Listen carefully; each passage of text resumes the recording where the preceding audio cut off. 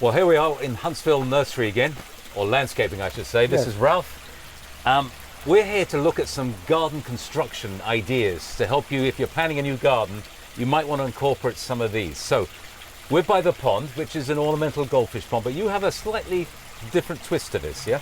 Yes, this pond has a bog in it, and the bog area is behind the waterfall, and it takes all the water from the back of the property and it filters through the bog, and it gives us a very nice quality of water here, very, very clear.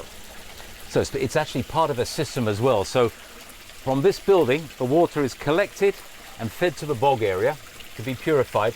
Now it's going to fill up at some stage. Yes. And you've designed it so it will overflow.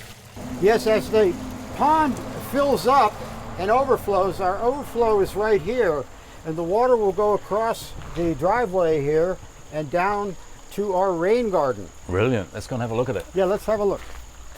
So the heart of a rain garden is a kind of a sunken area, kind of a reservoir where all that overflow can run into and settle for a while, yeah, and then be absorbed by your own natural soils. That's correct, and we are right in the heart of the rain garden, and it comes from the pond into here, and this also has an overflow because it will fill up and then it disperses into the lawn area in our garden.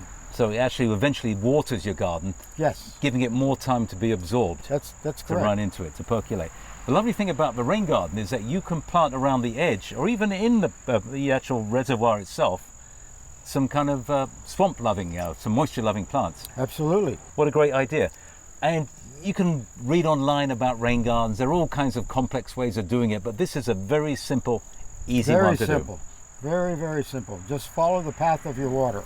Well, Ralph, I have to say, I have noticed your gravel walkways and driveways, and let's have a look at this, because it's really a neat, simple trick.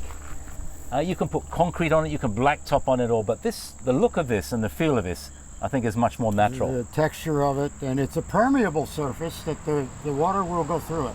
Yeah, excellent. So, what have we got on the top, though?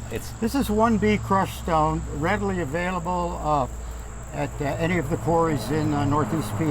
I like this one. It's got a little bit of white, a little bit of different grays going on here. Yeah, very nice. Very nice. So you put this on top of a soil, which no, you wouldn't, would you? It'd be a mistake. So what do you put it on? Well, it's over 2B modified, which is 2B stone down to a modified dust, and it makes it very hard. But the 2B modified or 2A modified is a larger stone. Well, that dust will pack down. That's correct. And then when it's packed down after, or you've rolled it, or you run cars over it, just a light coating of that produces... It's all you need, and it's a wonderful surface. Brilliant. And it's actually a natural security system. Yeah, you can hear people coming. You can hear people creeping up to your house, yeah. What a great idea. Well, our final piece concerns probably the most popular ground cover in America. It is, of course, Pachysandra. That's correct. And now some people say, oh, Pachysandra, it's too common, but it has some very useful assets, yeah? It's an old standby. It's super easy to grow. It's maintenance free and provides just a beautiful, lush ground cover. Most people are using mulch, and mulch looks good when it goes down, but after a few weeks, it fades. This does not fade. I'm not a great... I'd rather have plants than mulch any day. So this does its own mulching. It's a super evergreen, so even in winter it still looks attractive. Yes, correct. So, it just so happens right next door we got an example of how to do such a planting. Ralph, take it away. This was a lawn area, and we wanted to make it maintenance free with no grass cutting or anything, so we've planted Pachysandra. So this is how it starts out. All right, so take us through it. This is a lawn.